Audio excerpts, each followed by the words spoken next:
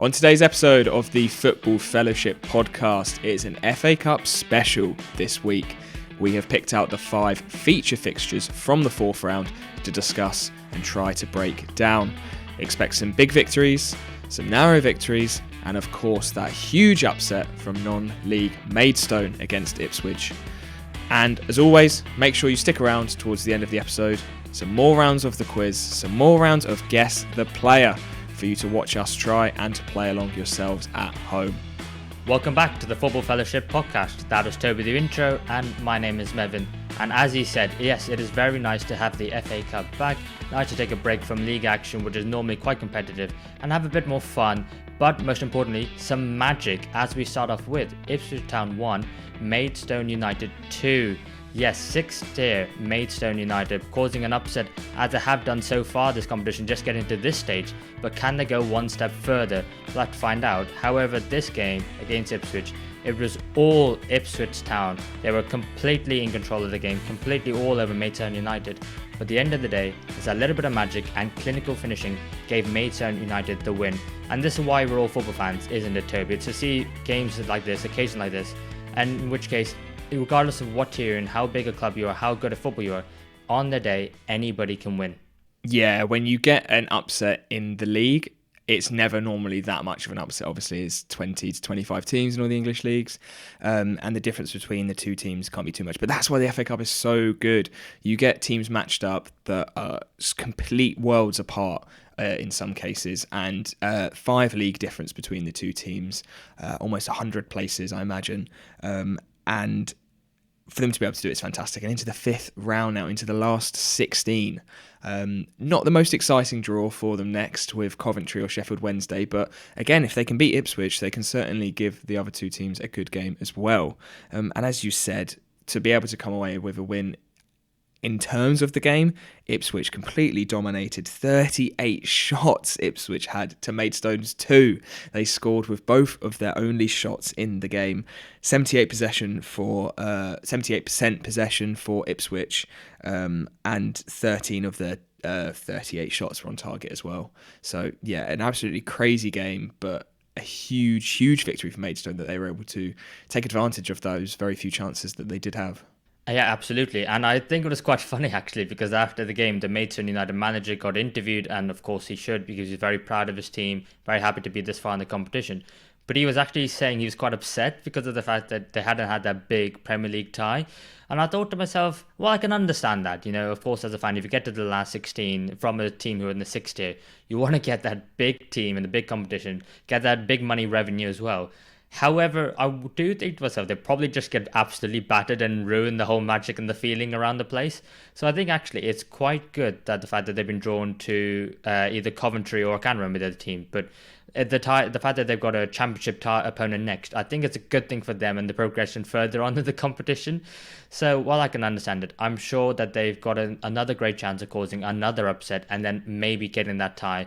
But of course, you do have to feel to themselves, maybe 1 point sooner rather than later, their luck will run out and they won't be able to experience that big massive tie.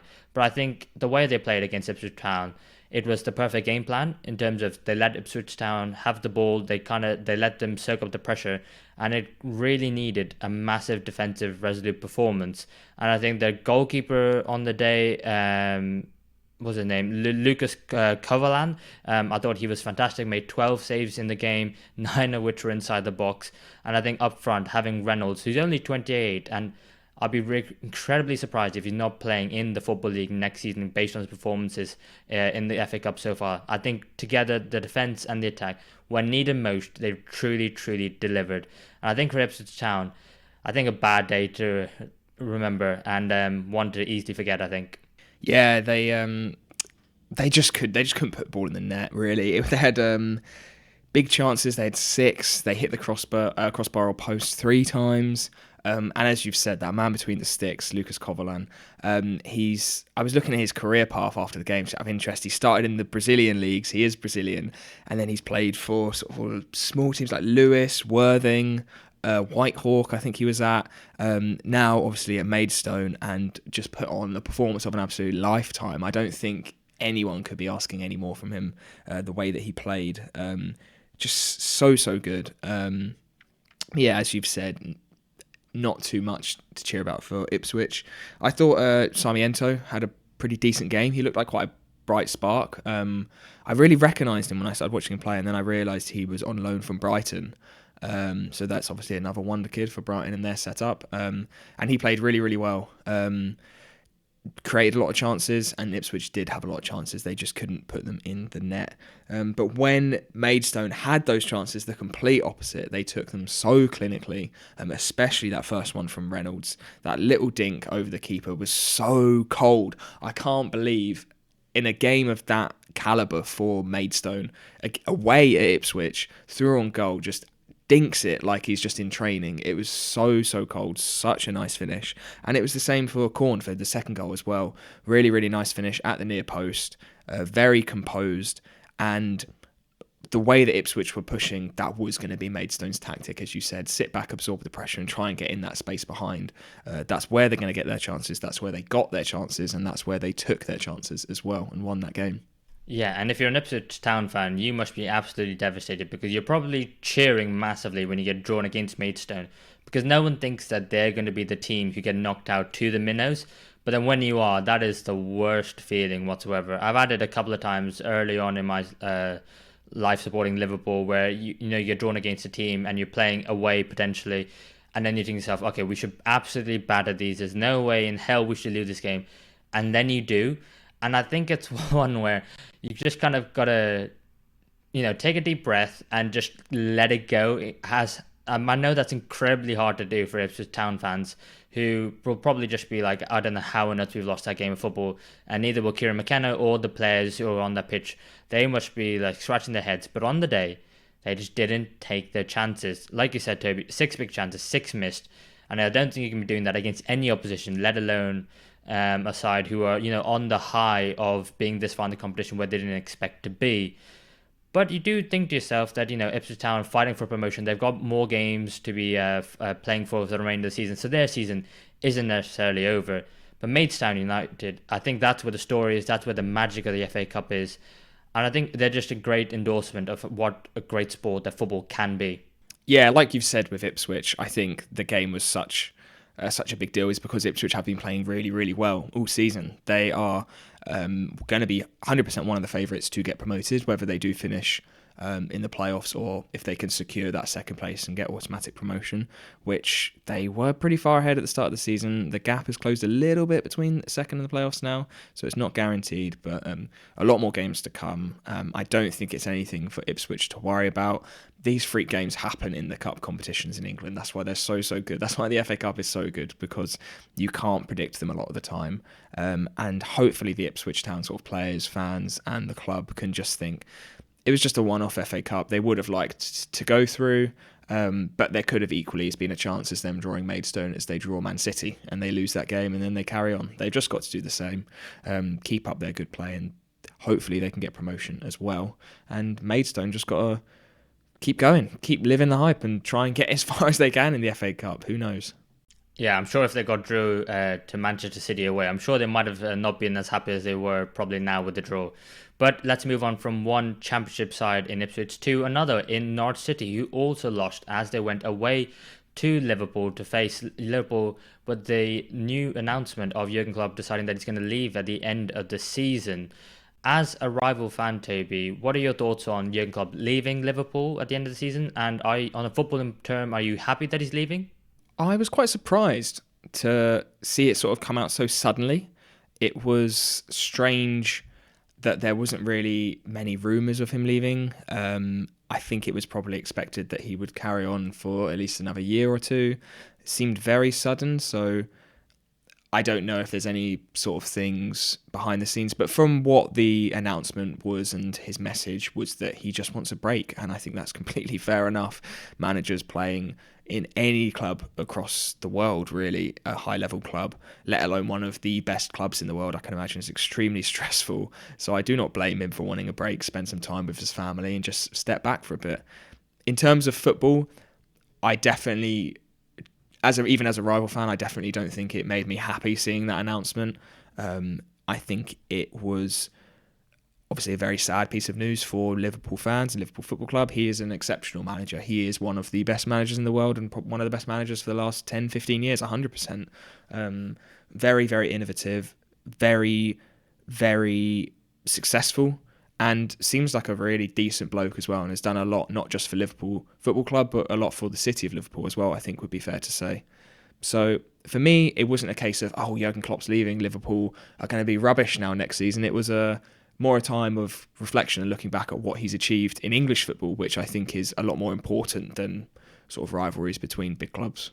That's a very sensible answer, and I'll be honest, I don't think a lot of people were in the same camp as you. I think there were definitely a lot of people celebrating the fact that he was going to be leaving. But I do agree with you on the fact that he has brought so much to the league. His rivalry with Pep Guardiola has been something to be revered, and I think the fact that he's gone toe-to-toe with a fantastic Manchester City side, arguably one of the greatest of all time, with a shoestring budget, is something that should be admired.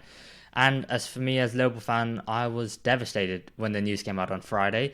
I didn't really know what to do with myself, if I'm completely honest, because like you said, it did come completely out of the blue. But Klopp said he needed to be out of the blue, he needed to announce it now, because of the fact that they kept it, he told the club in November, and the fact that they kept it a secret so long, they wanted to make sure that they got ahead of it and they weren't, and no one leaked it. And also, it would be incredibly hard to look for replacement managers for Klopp if they hadn't made that announcement yet. So I think I can understand the statement being put out so early. Obviously, absolutely gutted because, like I said, he means more to Liverpool than just a footballing side. It's the fact that he's able to connect with the fan base. And when he joined after Brendan Rodgers had left, the fan base was very divided. It was very fractured. And the fact that he's able to unite us as a fan base and as a people was something that was, a very endearing quality and something that really brought everyone together into his vision and his style of play. And he will be thoroughly, thoroughly missed in Liverpool for Liverpool fans, because there was never any worry with the team and anything behind the scenes, because when players left, like this Philippe Coutinho, you never had any doubt because of the fact that Jurgen Klopp was manager. When backroom staff, when CEOs, when head of recruitments left, you never had any doubt because Jurgen Klopp was still there. And even last season, when we finished 5th, you never had any doubt that Liverpool would be able to bounce back because Jurgen Klopp was there. Now, there is a bit of a question mark, because without Klopp, I think everyone has a little bit less faith in Liverpool Football Club as a whole, and that just goes to show how instrumental he was to the club. But the first game at Anfield since his announcement, I had the privilege myself of being there at Anfield, and it was very weird because no one was talking about Klopp leaving before the game, but there was always this kind of like dark cloud which no one wanted to talk about because Klopp himself wanted people to not mention it. But then obviously at the end of the game, he did get an ovation from the fans as we were singing his song as the last goal went in from Ryan Gravenberch, and then we carried on singing it until the end. A bit disappointed didn't get any fist bumps, but it was looking back, a very emotional day at Anfield, despite the fact people were trying not to show it. But on to the game itself, Liverpool 5, Norwich City 2. Liverpool dominated, in my opinion. Is that how you saw it as well, Toby? Yeah, it seemed like a fairly conclusive and expected result, I think would be fair to say. No disrespect to Norwich. Liverpool been playing very, very well recently, top of the Premier League, and I think a 5-2 victory is probably almost what a lot of people would have expected. 5 different goal scorers, which is really, really good to see in terms of Liverpool. A few players getting goals who maybe haven't scored in a while, including sort of Curtis Jones and Gravenberch as well, grabbing one right at the end, which would be good for his confidence, given he's been a little bit inconsistent, I think would be fair to say. He's had some really, really good games, had some really poor games, so to get on the score sheet, I think would do him well, especially as a young player. Overall, yeah, though, as I said, dominated really, 29 shots to 6, 10 to 5 on target. But in terms of Norwich, I think fair play that they were able to still make some really good chances. Going to Anfield, not many teams can come away and say that they've scored 2 goals, and in spells they did play some decent football and they were able to work their way up the pitch and not let Liverpool completely dominate all of the game. But I was just going to touch on as well, I think the fact that you still have a fantastic squad and you've got all these players, 5 different players scoring in this game. With Jurgen Klopp leaving, it's obviously going to be probably a downgrade for whoever comes in. It's going to be a new era, but I think the way that he's leaving the club, I think it's in pretty good hands. I think you've got a good squad, a good mixture of youth and experience, and I think whoever's coming in is going to have an easier start to life than Klopp did himself, and I can imagine that's something that he probably would have waited for to leave. I can't imagine he would have wanted to leave the club in a position with a lot of aging players where they're struggling, and it seems like he'll be able to do that at the end of this season as well. I completely agree, and I think that's one of the things that made me love him even more, is the fact that he's leaving with the club on an upward trajectory rather than on decline, which you've seen with so many managers in the past who've been there for a long time. And I think one of those things that's made Liverpool this season so amazing is that the young players that are coming through.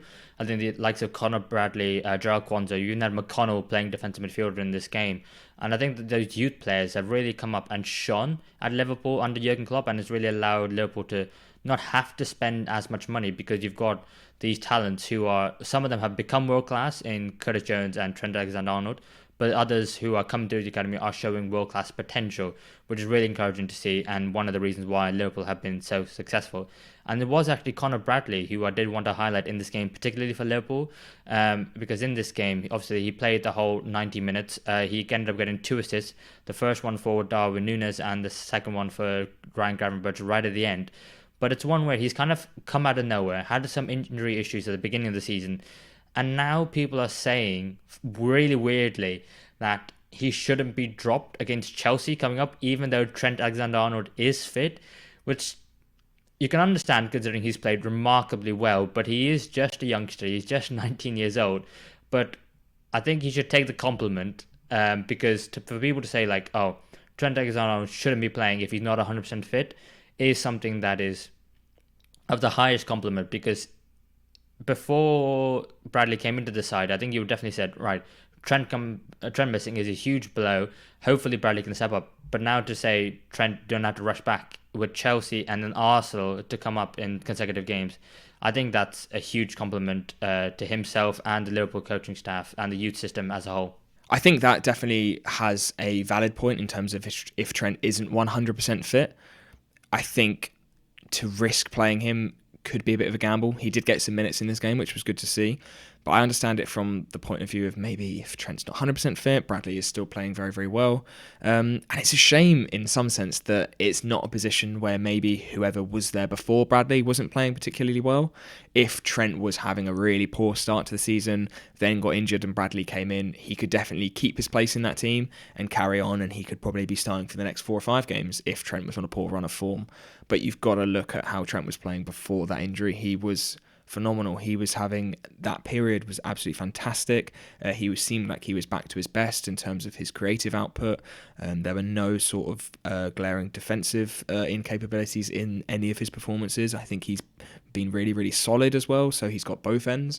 I just think it could be a risk to play Trent because of that fitness issue, and I think it might come down to the Arsenal game at the weekend where it could be a potential toss-up. Maybe Bradley does start against Chelsea, Trent gets another sort of half an hour, 35 minutes at the end of that game, if things are needing a change, or it's quite an easy game and you're able to make those sort of big changes, and then maybe Trent comes in for the Arsenal game, because that is one where you might need your sort of strongest 11. It's going to be a very tough game. So it'll be interesting to see, as you say, what does Klopp go for if some of the fans are screaming for Bradley to stay in the team. Yeah, absolutely. And I think it's not just Trent Alexander-Arnold. Jurgen Klopp's got that decision to make also with the likes of Andy Robertson and Dominic Szoboszlai, who all came back from injury. Obviously, Robertson had dislocated shoulder, so he's been out for about 3 months now. Szoboszlai, obviously, just a muscle injury. He's missing the last 3 or 4 weeks. But like you said, with the Chelsea game coming up in midweek and then the Arsenal game on the weekend, how Klopp is going to manage the fitness of those players is going to be interesting. We saw Konate and Virgil van Dijk kind of do 45 each. Konate with a little bit more because he played at the beginning of the second half as well, but only just. I think it's really interesting. Obviously, with the news that Mo Salah is also going to be out injured. How is he going to balance this group of players? How is he going to go about deciding who to play and which game's best for them? It's going to be interesting, and it's going to be, why Liverpool have Jurgen Klopp, because he's going to, I'm sure whatever decision he makes, it'll probably end up being the right one. However, when you're playing against opposition like Chelsea and Arsenal, you've got to make sure that is definitely the right one. Otherwise, you could risk dropping some points in the league games.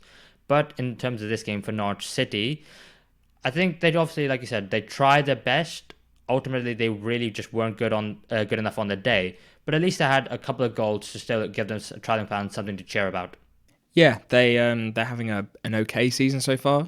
Maybe they were hoping they would probably be in the playoffs by now. I think they're only sort of 2 or 3 points off, so not too far. But yeah, as you've said, to be able to go to Anfield and get 2 goals, I think is something big and something to take away. And they'll definitely be able to take those moments where they did get down into Liverpool's area and score those goals, take them away and take the positives out of them, as well as maybe seeing where things may have gone wrong. If they do get promotion into that Premier League, they are going to have to face the sides of Liverpool's quality week in, week out. So good experience, hopefully, and a good sort of push into the right direction for their promotion. Absolutely. And then moving on to the third game, we've decided to cover it, which is Newport County 2, Manchester United 4. What appeared to be a comprehensive victory for Manchester United on the scoreline wasn't necessarily that in terms of the performance. Man United went 2 goals up, but then Newport County managed to pull them back to 2-2 until eventually Man United did go ahead and make it 4-2 on the day. What did you make of Manchester United's performance, Toby? I would hate to be a Man United fan right now. I hate watching them play. I find them so incredibly frustrating. I don't know what it is. It's just something about the way they're playing and their players, and they've gone to Newport and they're playing their full strength 11 essentially. I think it would be fair to say, obviously minus Onana in goal, and it was just so frustrating. They should have probably won this game 5 or 6-0, the way it panned out at times, but they didn't. They just let parts of the game completely slip.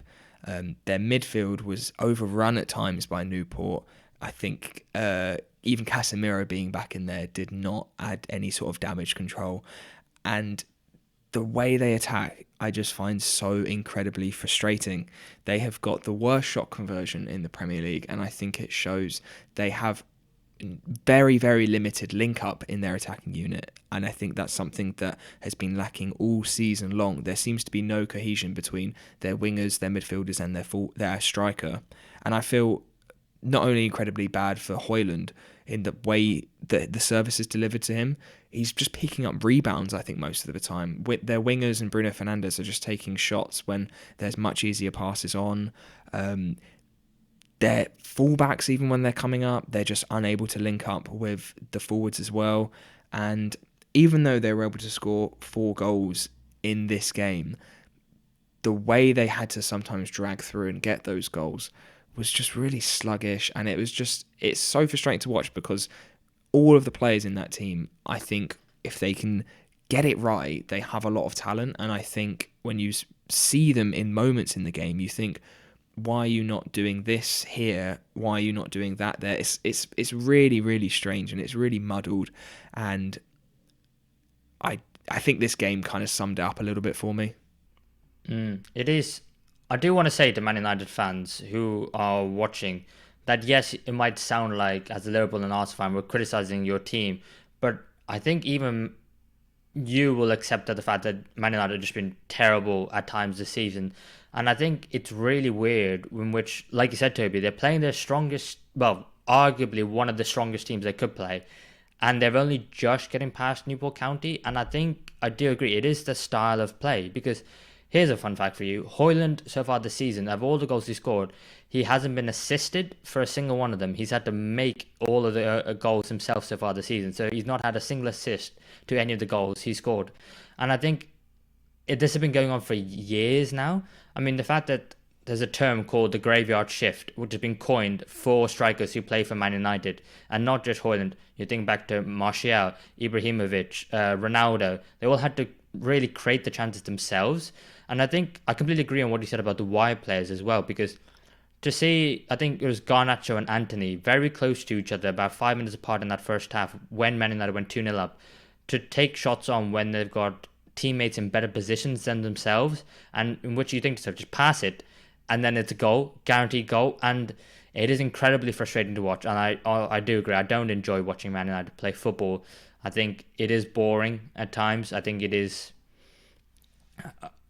I don't know, I'm running out of descriptive words to describe him, but I do agree. I just think it can't be fun as a Man United fan. And this is where I guess the question about the chicken and the egg comes in with Man United, is that is it the manager or is it the players? The manager can't get rid of all the players because the board is so bad at selling the players. And then at that point, you have players who end up sticking around forever. But then the manager should be getting better out of these set of players, but maybe these set of players just aren't that good. And so whose fault is it? It's a bit of everyone's fault. And I think to only just come away with a 4-2 win, especially since Haaland's goal came in injury time. So just 3-2 for the majority of that second half, for about half an hour. It was not great whatsoever. And I think some serious questions do need to be asked. I mean, they've been being asked for like years now. But I think with Ineos coming, having the controlling stake in the footballing sense of Man United, I think something definitely needs to change. Yeah, I think there's another stat as well that's just come to mind that I think really sums up Man United in quite a good way. That Bruno Fernandes, he's got the most chances created in the Premier League this season. I can't remember the exact number. I think it's over 100 now. But they're not really chances created, if that makes any sense. The way they measure the chance created stats is passes that then go onto a shot. And I think if you look at a lot of the chances he's so-called creating, he's passing out to someone who's then running and shooting, and it's not a good chance created. And that's no disrespect to Bruno Fernandes. I think he is the best player in that team, and I think he is the one who's pressing, is actually creating those chances. But I think those numbers are really inflated by poor decision making in the team and the way the team is set up. He shouldn't be creating chances to that volume in comparison to the low volume that the rest of the team are creating. He's playing really nice passes, he's getting moves started, and then it's either a player taking on a shot too early, a player taking on a shot from a poor angle when a pass is better, and there seems to be no sort of attacking structure, and there doesn't seem like there's been much worked on in the training ground in a really strange way, which is really surprising from Ten Hag. I imagine that's what he wants. He wants a really clear system. So I don't know if that's what he's not implementing or if it's the players themselves aren't following it, but there seems to be a big mismatch somewhere. And like you said, I'm not sure where that lies. In terms of Newport, I think we do have to give them some credit as well. Maybe as poor at times as Man United were in this game, Newport took advantage of that. And fair play for them, 16th in League Two, to give Man United such a good game. Absolutely. I think Newport County, for where they were in terms of the Football League, to come up against, I don't know, the great or maybe once great Man United, to really get 2 goals. I think Bryn Morris and Will Evans were the goals. I think they both had fantastic finishes and they both really made the most out of their chances, something we can't say for the Man United strikers. And I think for Newport County, it was one where the game plan, similar to Maidstone United, but however they didn't end up getting the win. Newport County really gave it their all and gave it their best, and I think that's all you can really ask for from them. They put themselves in the best possible position to be able to go ahead and beat Man United. Unfortunately, they weren't able to do so in the game, but 2 goals and 2 lovely goals, lovely finishes to put past Bayender, who maybe there's a bit of question with the second goal about if he should have been diving early, anticipating the shot, maybe his positioning should have been better. But I think, don't take it away from Newport County and the players who got the goals, because those goals will live with them forever and there'll be memories in which they'll cherish at the end of their careers. Yeah, they were able to get 11 shots in the box in this game, which I think sums up how well they played, how direct they were, and how well they took advantage of having the ball, because they didn't have much possession. They had around 25% possession, but they used it very, very efficiently. And like you've said, that first goal as well, what a banger. I know it took a little nick on the way, but I feel like that's one time I'll ignore the deflection for the occasion. But for those Newport players to be able to go up against Rafa Varane, a World Cup winner, Luke Shaw, has been playing in the Premier League for years and years, Euros finalist, England regular, and to put on a performance like that is very, very good. And as we've said with Maidstone, it's the magic of the FA Cup again. And on another day, United, if they didn't take those chances maybe, which maybe wouldn't be surprising for some if it could have happened, then they could have got maybe even a draw out of this game. Absolutely, and could you imagine if they took Man United to a replay and they ended up going to Old Trafford to play? I think that would have been the dream scenario for Newport County. Well, apart from winning the game on the day themselves. But despite the fact that how we've lamented Man United, I do think there were a couple of positives, and for me the couple of positives were 2 players in particular. One was Lisandro Martinez, who is coming back to full fitness, played the majority of the game, and I think to myself, if he can get fit and stay fit after his horrific injury troubles, needing surgery and then that surgery failing and needing another surgery, he was fantastic for Man United in the first season under Erik ten Hag, and he is a crucial player for Man United and that defence as a whole. So if he can stay fit for the remainder of the season, I think that's a massive plus considering his performance as well. But also I think Kobbie Mainoo in midfield. And it is very easy to get carried away because he is such an exciting player who's only 18 years old. But the way he plays and the performances he has, he looks like a future England star. And that is very high praise and very high pressure on his young shoulders. But I think he can cope with it. And it's one where I hope that he's able to anchor himself in that Man United midfield in the future, especially if you consider the fact that maybe the likes of Casemiro hasn't been fit, and if you can see Casemiro maybe at the base of Man United midfield with Mainoo just slightly ahead, with Bruno Fernandes much further ahead, I think that could be a midfield to be really excited about for Man United going forward.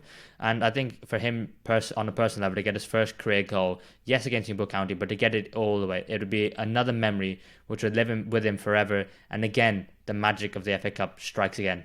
Yeah, he's really taken his chance in this Man United team fantastically. He looks very confident. He looks assured.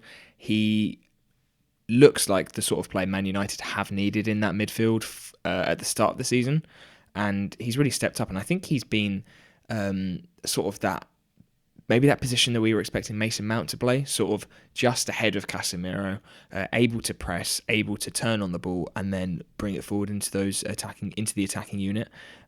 So yeah, hopefully he keeps playing. Hopefully he keeps starting, because he's looking like one of Man United's best players at the moment. Absolutely. And then we'll move on then to our first all Premier League tie of the podcast, which was Sheffield United 2, Brighton and Hove Albion 5. A terrific performance by the Seagulls on the day, beating a pretty hopeful Sheffield United, but pretty hopeless in terms of getting results. Yeah, they are still struggling to win or even draw games at times at the moment. And especially even in games where they are actually playing quite well. I think in this game they put on a really good fight. Again, they didn't have the possession. We don't expect that, especially against Brighton, a very, very possession-based team. They love to keep the ball. But they still created some really good chances. They had more shots than Brighton, less shots on target, to be fair, but not because a lot of those shots were outside the box. I think they did have around 10 or 11 shots in the box, Sheffield United, and still able to score 2 goals. It was just their defence letting them down and conceding 5, unfortunately, 2 of which were penalties. Both were definitely penalties, but it must be incredibly frustrating for the club to play well and still unable to pick up results, which is such a shame.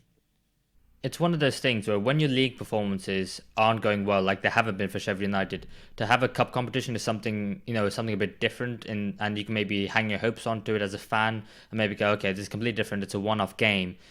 And then to see arguably the good in what Sheffield United have done so far in the last coming weeks in terms of scoring goals, which they have been able to do and getting better at, but then to lose that defensive solidarity which they've been building on under Chris Wilder is something which is just a bit of a shame, because it feels like they can't have both, and they really need both to stay up in the league. But in the cup game, in which it's a perfect opportunity against Premier League opposition to be able to demonstrate you have both, to fail was a bit of a disappointment. But I think that just needs to be given to Brighton and Hove Albion, because I thought on the day they were fantastic, and I think João Pedro was fantastic on the day. Got a hat-trick, his first career hat-trick. 2 penalties, yes, but you were never in any doubt that he wasn't going to score them. And he's a player with incredibly high ceiling. And it was one where people kind of saw it in his Watford days, but Brighton were the ones who were willing to take that risk and the gamble, and boy, has it paid off so far. Yeah, he's having a very underrated season. I think not too many people up to now have been talking about him. He's got 18 goals and 2 assists in 30 games. And that's across actually about 1,900 minutes, which I think works out at around 21 to 22 games, 21 to 22 90s. So to get that many goals and that many goal contributions in that short period of time is fantastic. He's got 5 in 2 games in the FA Cup and 6 in 6 in the Europa League. So these cup competitions are his bread and butter. It seems to be where he's really thriving. Not too many starts in the league, which is a shame, and I can imagine that sort of changing. They have had Ferguson sort of playing up top for a while, Welbeck before he was injured. But I think João Pedro's got to be starting in that team week in, week out now. A very, very efficient and a very clinical player, especially from the spot. He never looks like he's going to miss from the spot, as you said. So hopefully he will carry on. He seemed to be playing almost like from the left in this game, a slightly different position. Brighton do seem to change their system and their starting 11 quite a lot. It seems quite different this week. João Pedro and Buonanotte sort of playing alongside Ferguson in a slightly different system. It's almost a 3-back. So, yeah, it'll be interesting to see how De Zerbi can fit João Pedro into the team, because he does like a sort of tall hold-up player as well at times, like Ferguson or Welbeck. So hopefully we'll see João Pedro play alongside one of those in the league a bit more regularly. It's really funny because people often talk about Ferguson being, the next striker to make a move after the likes of Rasmus Højlund moved to Man United. But I do think to myself that if you're going to buy a forward player from Brighton, you maybe go Matoma, and then after that you probably go João Pedro. And I think Ferguson, while he is incredibly talented and his ceiling is as well as Pedro's is incredibly high, I think based on performances and what they're actually doing for the team, I do think that, you would expect Ferguson to be the one getting these hat-tricks and getting these goals, but it is João Pedro. And like you said, whether it be up top on his own or behind a striker in the number 10 position or kind of a second striker or from the left or from the right, his versatility has been immensely important to De Zerbi and the Brighton side, who have constantly had injuries in that forward areas as well. So the fact that he's been able to play in some numerous positions has really helped out the side, and he's delivering from all areas of the pitch. And I think it's one where people probably slept on him a little bit too much, and the fact that Brighton picked him up and the fact that he's performing so well is a bit of a surprise. But actually, when you think about his time at Watford, I think this is what really Watford fans expected to see themselves. But yeah, I think not only that, I think Brighton as a whole had a really good game. The whole kind of team itself going forward. Defensively, I think they were a bit poor, and I think that's where we need to start giving Sheffield United some credit, because forward, in terms of the attacking areas, they are picking up a bit of momentum, getting a few goals. First of all, Gustavo Hamer, which I think was a bit fortunate in the way that Verbruggen spilled the ball into his path, but I think you've got to be in the right areas, which you're now seeing Sheffield United players getting into. But I also think Osula as well, with that lovely header, completely unmarked. Bit of a shame Webster was trying to push Osula offside rather than trying to compete for the header. But it was a lovely finish as well. And I think there are some positives to take for Sheffield United. Yeah, definitely. It's just a shame that you've said that the defensive aspect does seem to be lost a bit. They do need to find that balance, and I think the defence is more important with a team fighting for relegation than the attacking output.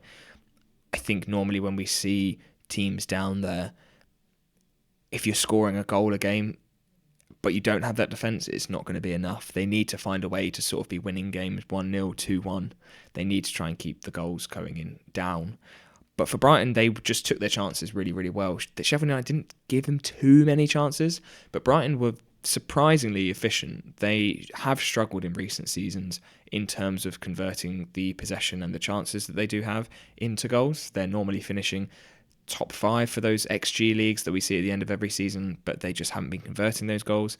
So in this game, for Brighton to be able to do that is a real positive for them.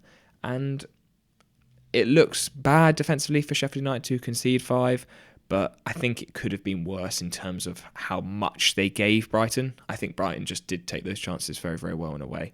So it would be interesting to see what Sheffield United take from this game themselves. Hopefully they can shore up that defence a little bit. They do seem to be improving week on week. They have a long way to go if they do want to stay up, though. They're around 7 points off, I think, at the moment, and the teams around them do seem to be playing well as well. Yeah, they really need to up the game. I'm sure they will, but it'll just be if they can do it enough to stay in the league or not. Moving on then to the final game and our second All-Premier League tie, which was Tottenham Hotspur 0, Manchester City 1. Manchester City finally breaking their curse at the new Tottenham Stadium, finally scoring a goal, getting a win on the 5th time of asking, and they actually completely dominated this game, didn't they, Toby? Yeah, you just got to see the stats really to sum up the game. 18 shots to 1 overall in terms of City to Spurs. But on target, to be fair, City only had 5 and Spurs 1. Not the best not the best output from City in terms of goal scoring and shooting. Maybe missing a certain Norwegian, we'll have to see. But yeah, overall really did dominate this game.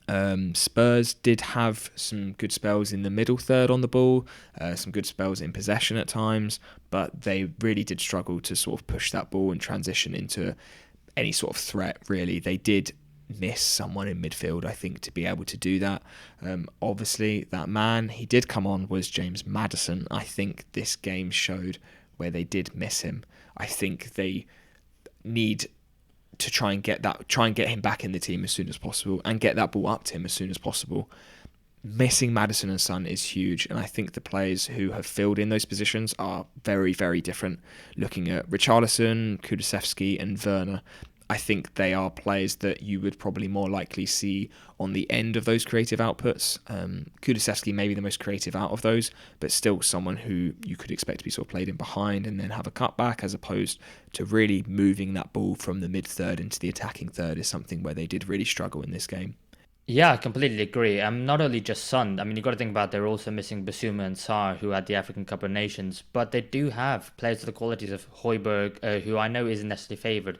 But they also have Bentancur. And you do think to yourself, if you're going to be a top side and you're going to try and compete against the likes of Man City, which is going to be the eventual goal for Spurs, then even if you are missing one or two players, you are going to have to be able to compete with them. And I think that's the thing, compete, because Spurs were really trying to press Manchester City, press really high up, as we have seen they've done all season. But Manchester City were just really, really good at just picking off the press.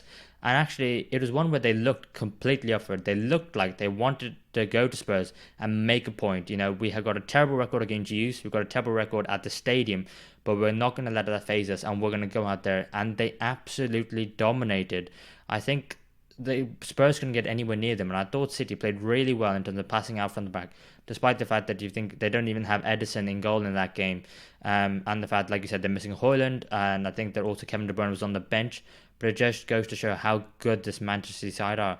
And I was really impressed with Oscar Bob. I know I've maybe laughed at him early on in the season, go like, who the hell is Bob coming on, and what a name for a Brazilian, but I thought for myself, for a young player coming into this Manchester City side, to fit in so seamlessly, and it just makes another one as well.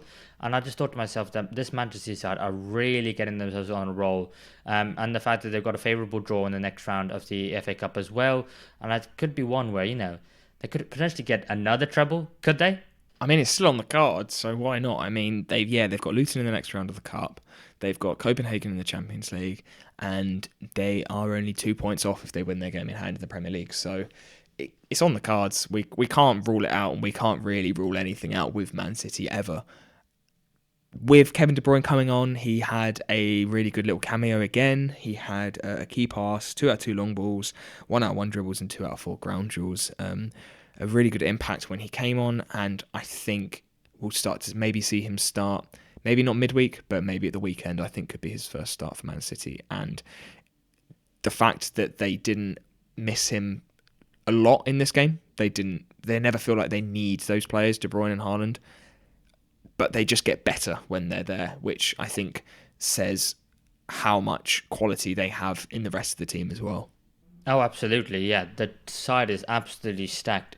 And it's one where I can just see them, doing it again. I don't necessarily think they will, but they definitely have the potential to go on and win the treble again. But the goal for Manchester City came from Nathan Ake and the corner by Kevin De Bruyne.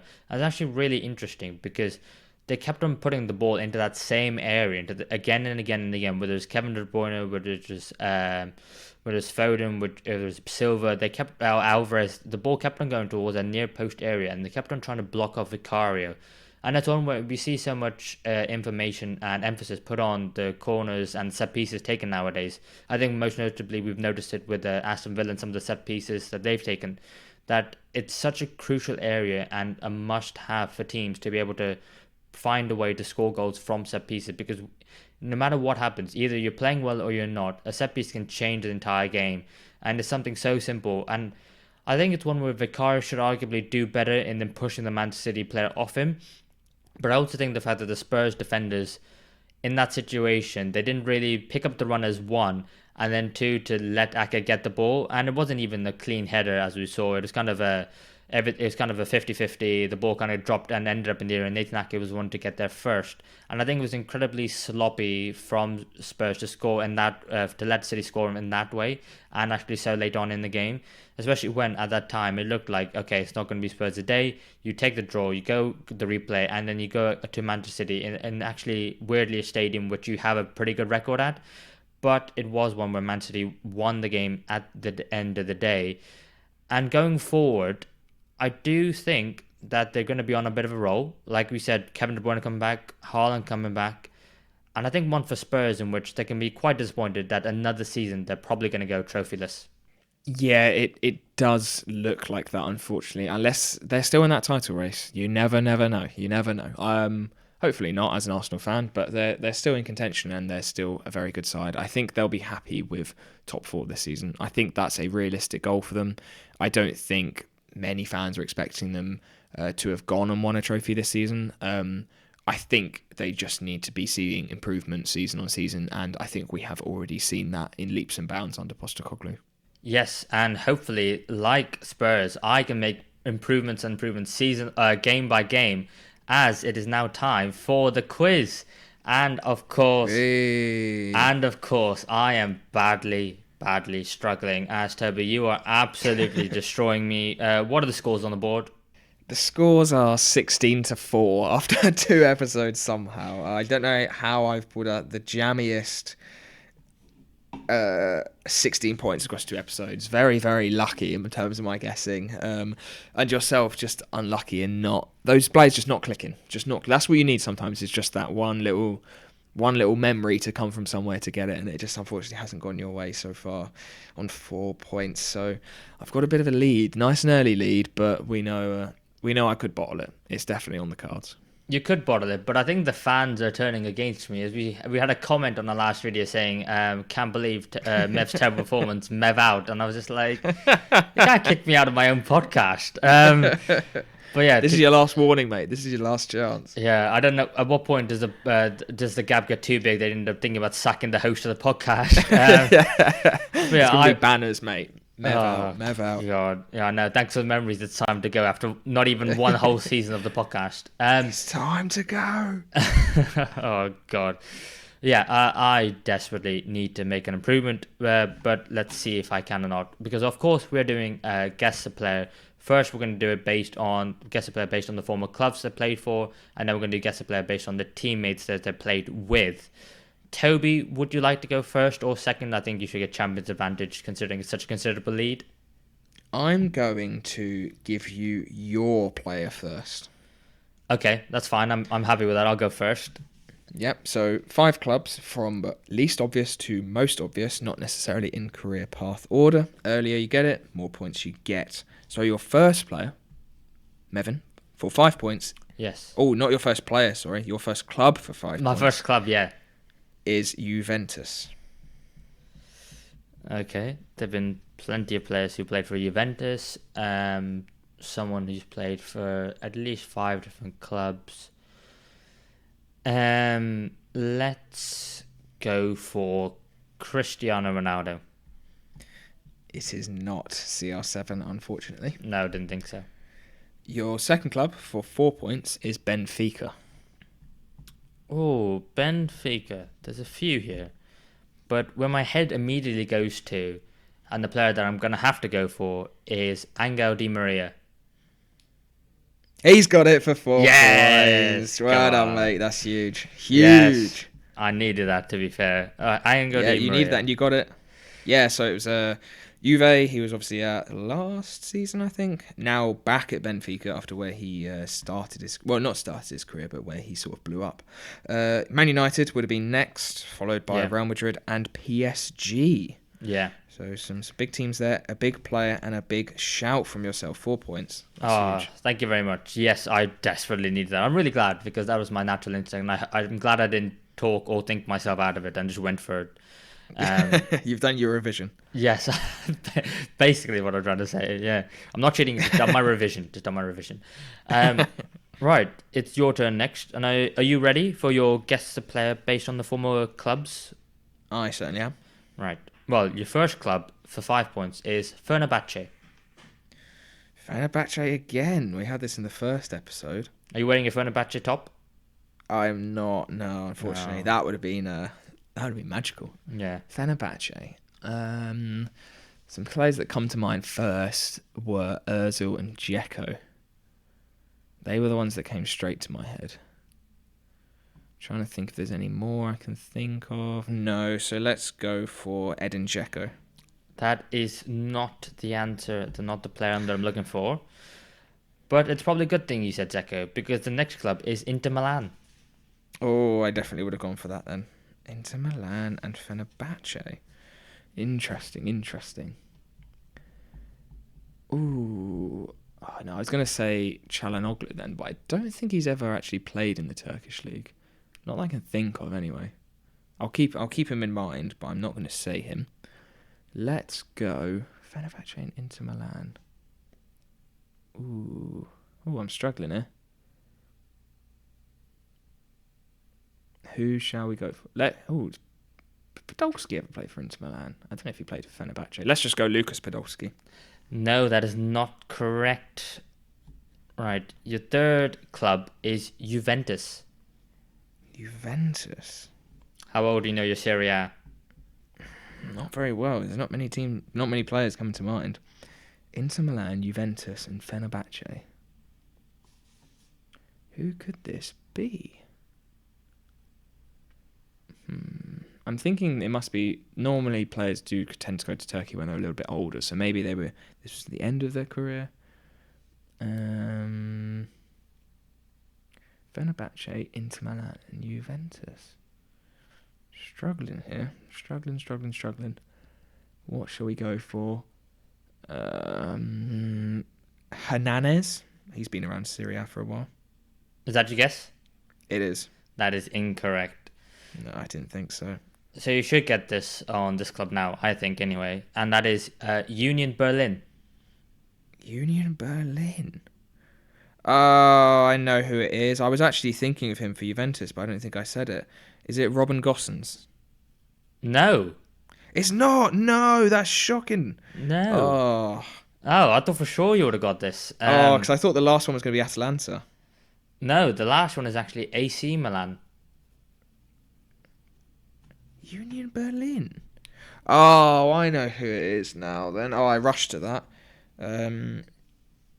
Surely it's got to be Bonucci. It is Leonardo Bonucci, yes. 1 point. Yeah, I thought surely with Union Berlin I thought you would have got it surely, but no, because obviously big name player from Syria, he's gone there. I thought for sure you would have got that, but yeah. Yeah, no, Gosens I don't think has even played for Juve or Fenerbahce. Maybe he was in the Turkish league for a bit, Gosens, but he definitely played for Inter. Yeah. Damn, that's a point. That's a point. I'll take it. Yeah, I think you should. I think it's hard. It's hard because I've been there. I haven't got many points, but I think it is one where. Yeah, I mean, yeah, I don't think you can beat yourself up too much about it. You still got the massive lead. But we'll see now. So I guess it's my turn to guess the player based on the teammates. Yes. So 5 different teammates from 5 different clubs again. Are you ready? Yes. Your first teammate for 5 points is Luke de Jong. Luke de Jong. Okay. Where was he at? He was at PSV, Barca, Newcastle. Was he anywhere in Germany? Don't think so. Where is he now? Ooh, okay. Let's say, for example, maybe you've gone for Barcelona. What time was he at Barcelona? Let's go for Ivan Rakitic. It is not Rakitic, unfortunately. Okay. Your second ex-teammate for 4 points is Chris Smalling. Right. So Man United, Roma. Oh, did Chris Smalling go on loan anywhere? He probably did.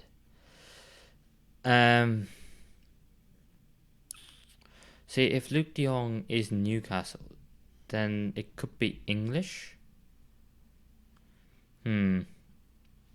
Okay, let's.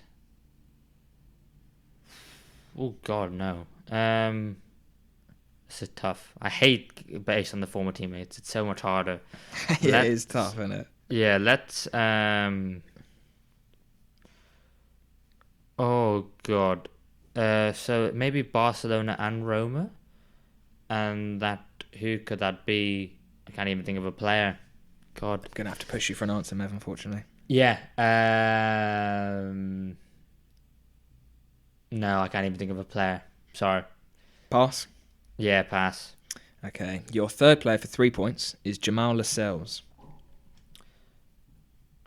Lascelles. Okay, so started his career in Nottingham Forest, then went to Newcastle. Maybe. Oh, wait, Chris Smalling. Oh, Roma. Is it Jorginho Wijnaldum?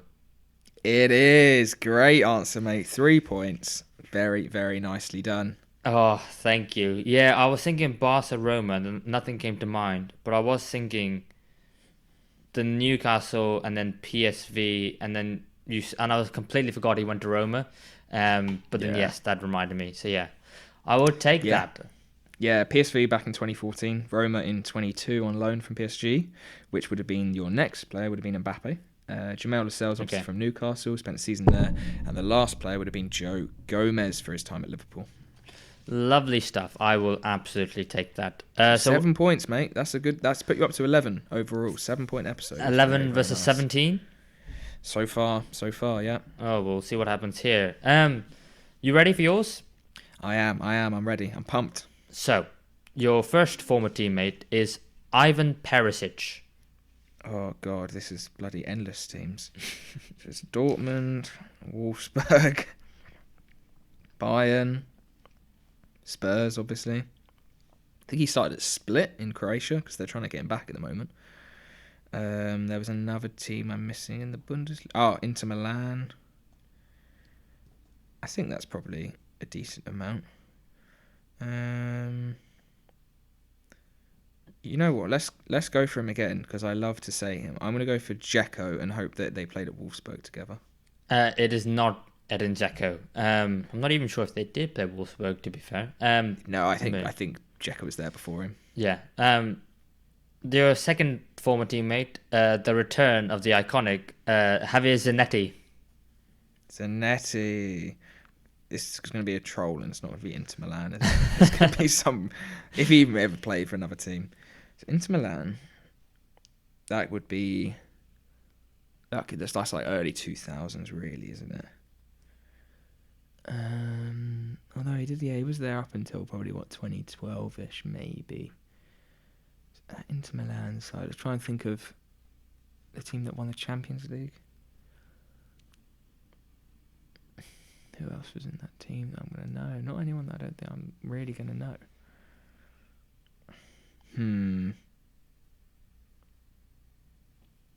Inter Milan and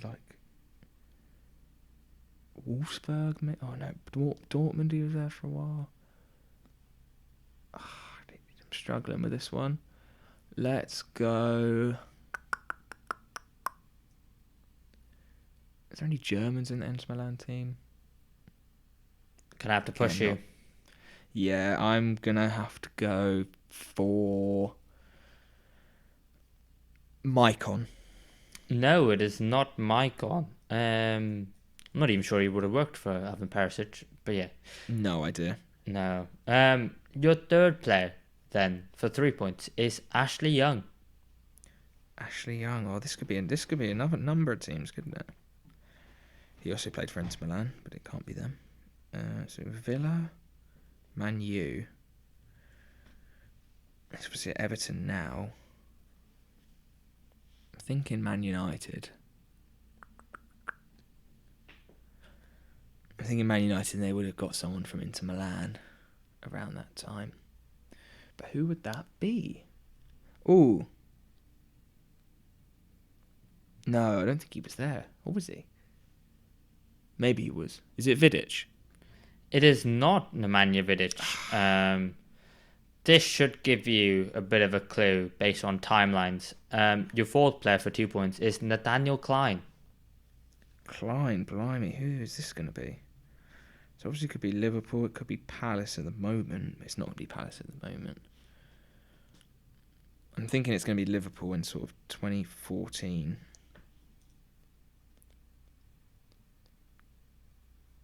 Oh, this is difficult. Oh.